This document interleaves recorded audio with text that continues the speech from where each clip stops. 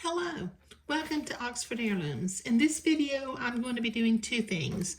I'm going to be creating the seam at the bottom back of the bonnet, and we will also be finishing off the front neck hole edge. Okay, now I said in the last video that I was going to make a French seam, but the pattern calls just for a 1/4 inch seam that you press open. So I am going to go ahead and make a 1/4 inch seam. I think I may not press it open. I may finish it off with a little bit of a zigzag. So let me pin my center back seam. At least put one pin in here to hold it together. And then with the straight stitch, let me see if I can zoom in so you can see what I'm doing. I'm going to sew a little seam back here, a little 1/4 inch seam.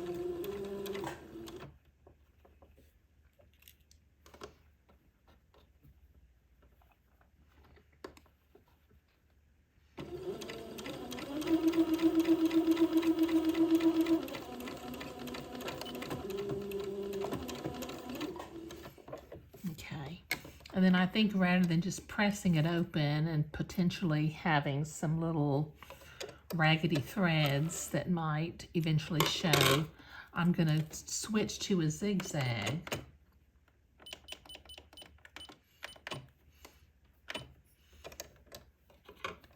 And zigzag to finish this little seam off, and then I'll press it to one side.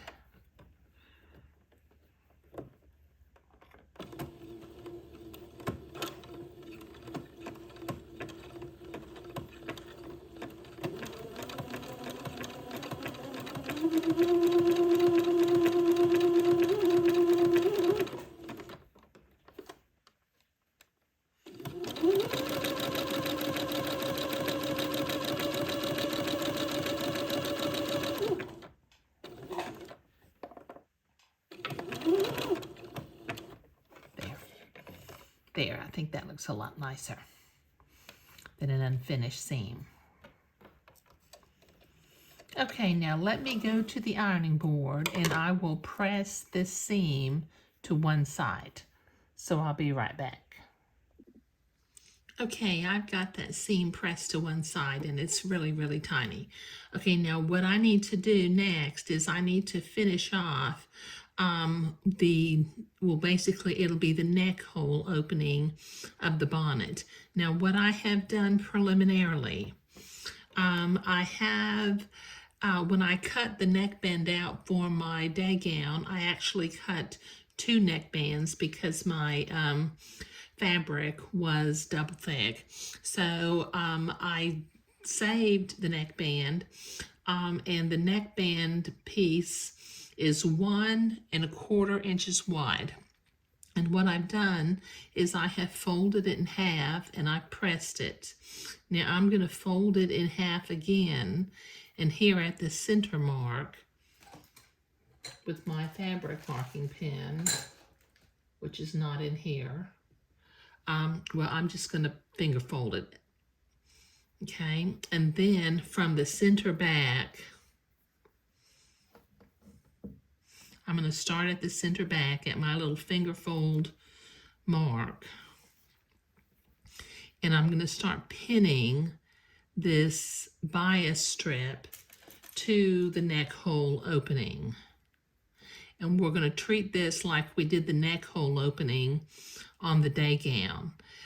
This little band will ease and curve around the opening of the neck hole. And I will simply pin that into place, working from the center back.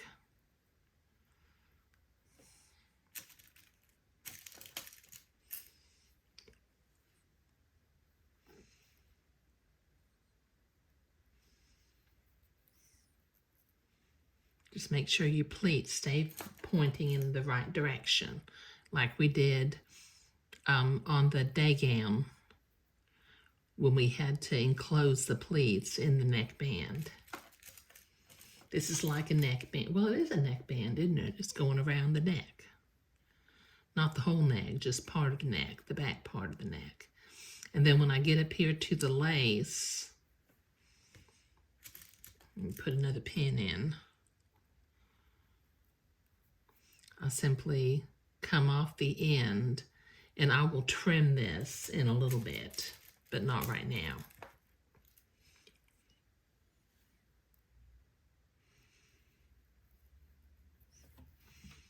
Okay, now let's start pinning from the other side.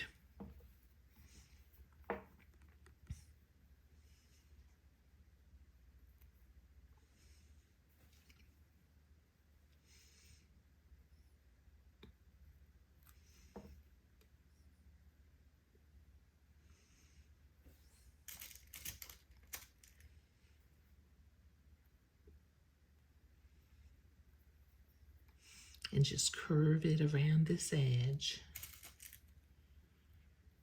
The neckband's cut on a bias, so it will curve.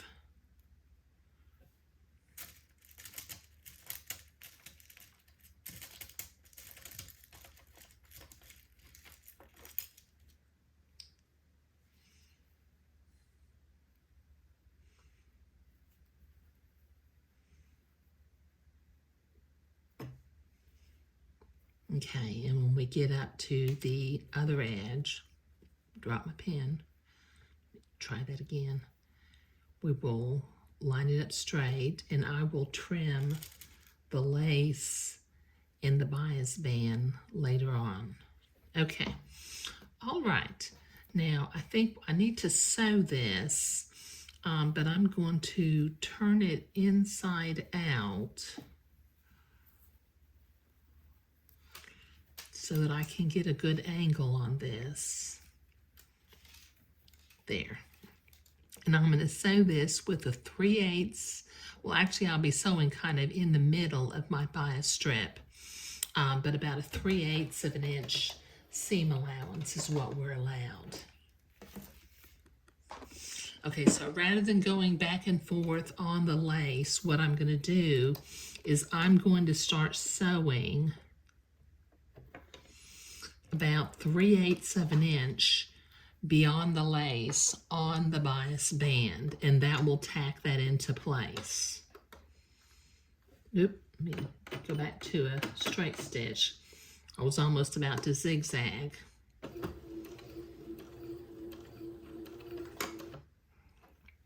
Take the pins out as we come to them.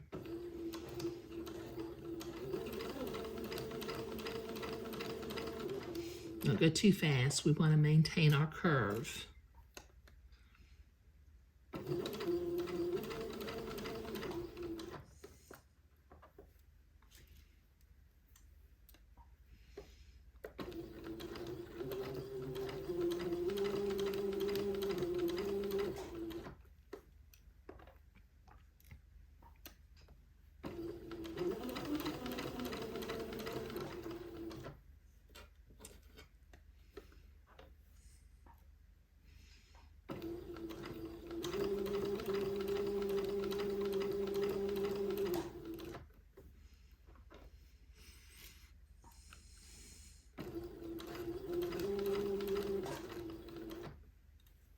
Okay, this will take me a minute to get all the way sewn around, so I'll be right back. Okay, I've got that bias band sewn onto the neck opening. Now from each of the fronts, I'm going to trim my bias band until it only hangs over the lace by about 1/4 of an inch. I'll do this on both sides.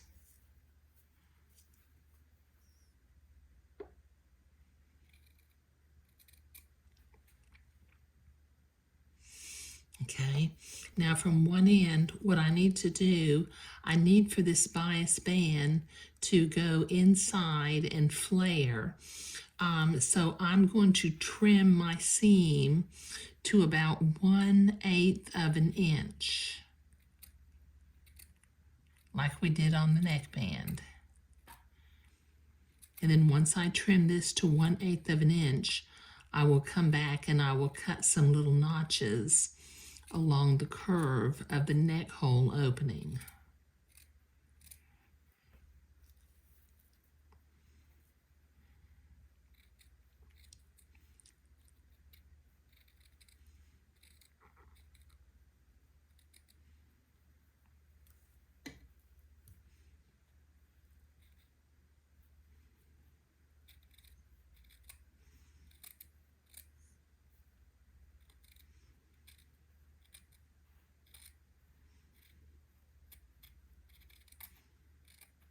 Okay, I've got that trimmed. Oops, I missed part of it.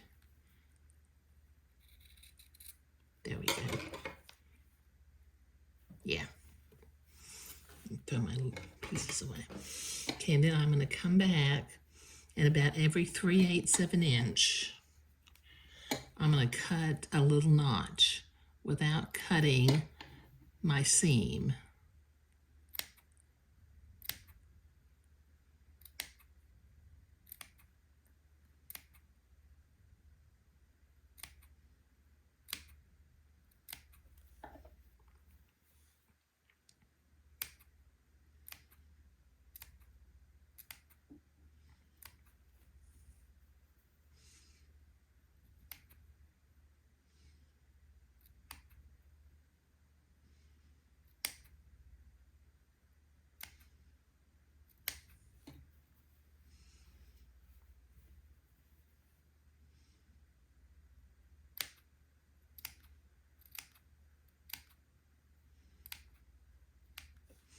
Okay. All right, now starting from the center back, I'm going to finger fold this bias strip flat, and I'm going to finger fold the seam toward the inside of the bonnet. Just kind of finger fold this. We can do this. Since it's Swiss Batiste, it finger folds real nicely. Just flatten that seam out.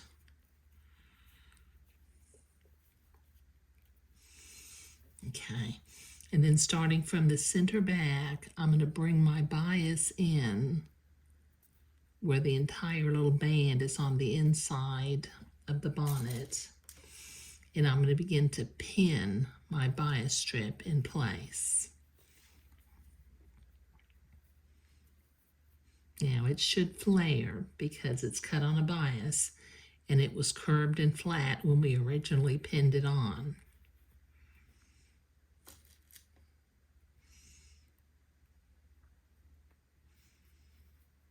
When I get down here to this end, I'm going to fold my seam allowance up like this. Then I'm going to fold the end in 1/4 of an inch and then bring it down. And that gives us a nice smooth corner. And I'm going to pin that into place.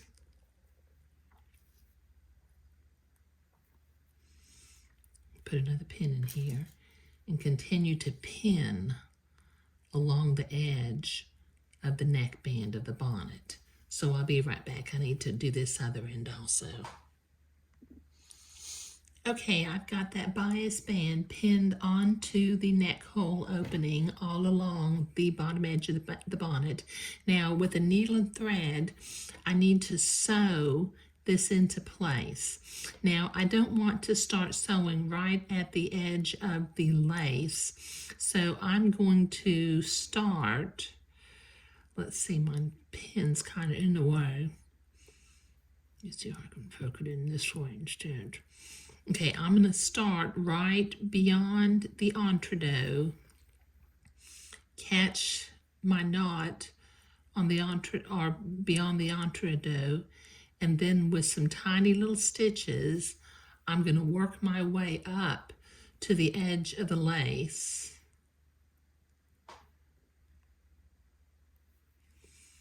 Just sewing the lace to the bias band. Take my pin out now.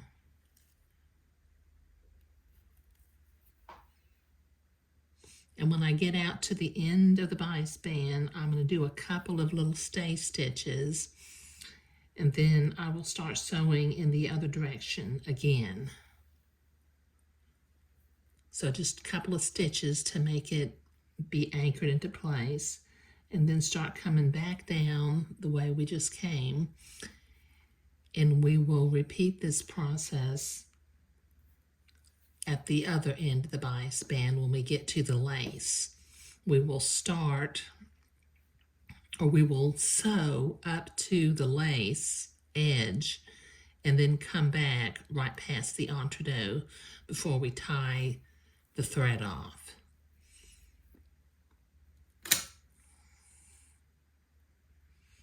Just make some tiny little stitches about 3/16 of an inch apiece. Okay, this will take me a minute to get around to the other end. And before I sew this other end, I'll turn the video back on.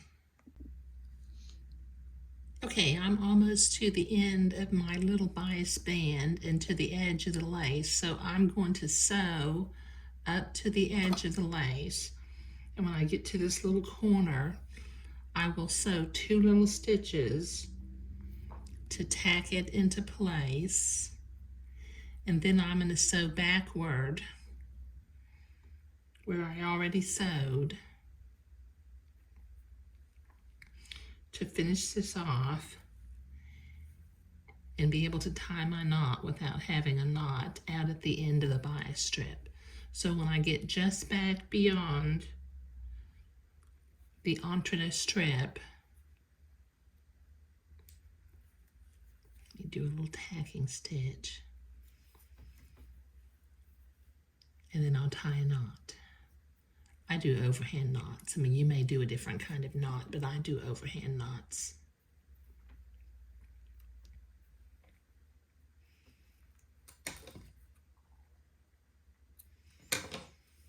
Okay, all right, so that finishes off, I've got some strings hanging out here.